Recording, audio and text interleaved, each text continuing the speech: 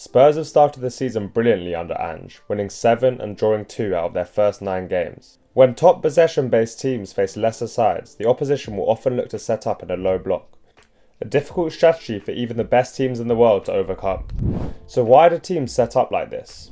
Teams do this to prioritise protection of their own goal, often due to the fact they believe their opposition's quality outweighs their own, and therefore must try and restrict the play of their opposition before thinking about attacking themselves. This plays out by a side having an extremely deep line while also staying narrow and compact.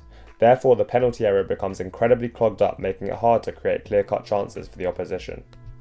This strategy will be especially heavily favoured against Spurs because of the fact that their forwards favour transitional games, where there is space to work with the likes of Son and Kulusevski thriving on the counter. Furthermore, Spurs' advanced possession game and chance creation is strong, therefore teams will want to sit deeper to stifle this. So how do Spurs go about breaking down low blocks? There is one main area which should be exploited against a lone block. Primarily this will be the flanks, as opposition will leave this open as it's further away from their goal. Therefore there is heavy reliance on chance creation from these wide areas, so first and foremost Spurs must be as wide as possible to create as much space as they can in a compact final third. The simple point is that crosses into the box are going to be huge in these situations, but how do we create situations that end up in high quality chances? Just lobbing crosses from random areas isn't going to suffice, especially due to the fact that opposition will have a lot of numbers defending their box, often with strong, physical centre-backs who are aerially commanding. This is something that was demonstrated against 9-man Liverpool, a game where we struggled to create anything against their low block due to the lack of real ideas. Firstly, I think overlaps and underlaps in the wide areas will be key. For example, if Kulusevski receives the ball out wide, we know that often he's going to cut in onto his left foot. But instead of crossing it into a packed box from that angle, I want either Porro or Sarr to underlap him if he's out wide, as we know he can slide a through ball to them.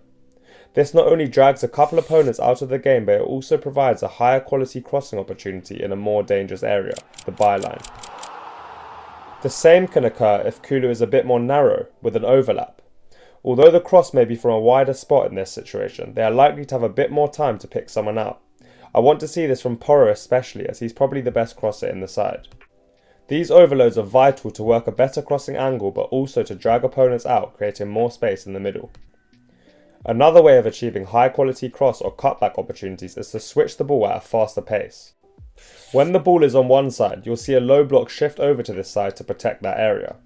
If you can quickly shift the ball to the other side, the opposite winger will have more space before the low block has time to move, and therefore more time to get a high quality cross off. This is where, within the squad, I'd look to swap out Bissouma in the number 6 position for Højbjerg at times. For all Bissa's qualities, his passing range isn't the best, and I think Højbjerg can move the ball quicker over longer distances. Finally, the thing I've been banging on about for ages, a 1v1 specialist. This is a profile I feel we lack in the squad. A 1v1 specialist out wide will be able to consistently draw a fullback towards him and then beat them, therefore taking them out of the game and also advancing closer to the goal for a higher quality cross or cutback. We already put out a thread on potential transfer targets in this area, so go check that out. So while all this is going on out wide, what should the central players be doing? Well, firstly, the 9 needs to be someone with a box presence, someone who will attack crosses, occupy and scrap with physical centre-backs and be hyper-aware to second balls or deflections.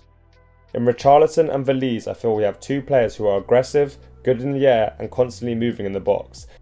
Therefore, I would opt for one of those 2 over Son in these scenarios. I would also want at least one of the number 8s to make the box too to get on the end of things alongside the opposite side winger. Also, I'd want at least one of the midfielders to be camped outside the area to pick up any loose second balls and either get a shot off or recycle possession to sustain the pressure in the final third. Alongside through the wide areas, there are 3 other less obvious ways of beating a low block. 1. Keep moving the ball from side to side and hope that a gap appears in the low block. This will often happen late in the game due to fatigue both mentally and physically. In Maddison we have one of the best creative players in the world, so his eye of the needle passes could open something up centrally in these scenarios. 2. Shots from range. The opposition's backline will be incredibly deep, therefore openings for long shots may occur. Again Maddison, but also others like Son and Porro can thrive here. 3. Set pieces. These level the playing field again as you can commit more men forward. We saw us thrive from this against Luton with a short corner to Maddison. I love this type of innovation and was quite gutted when the king of set pieces Vio left the club with Conte, but this goal showed good signs. Overall, I believe low blocks will become more and more common the better we get. These strategies are not likely to work often, but it's about continuing to use them over 90 minutes to break the deadlock. At times, quantity of chance will outweigh quality of chance in these games. Low blocks are extremely challenging to overcome, and so it requires patience and persistence. I expect us to get better and better at this with time and with upgrades to this current squad.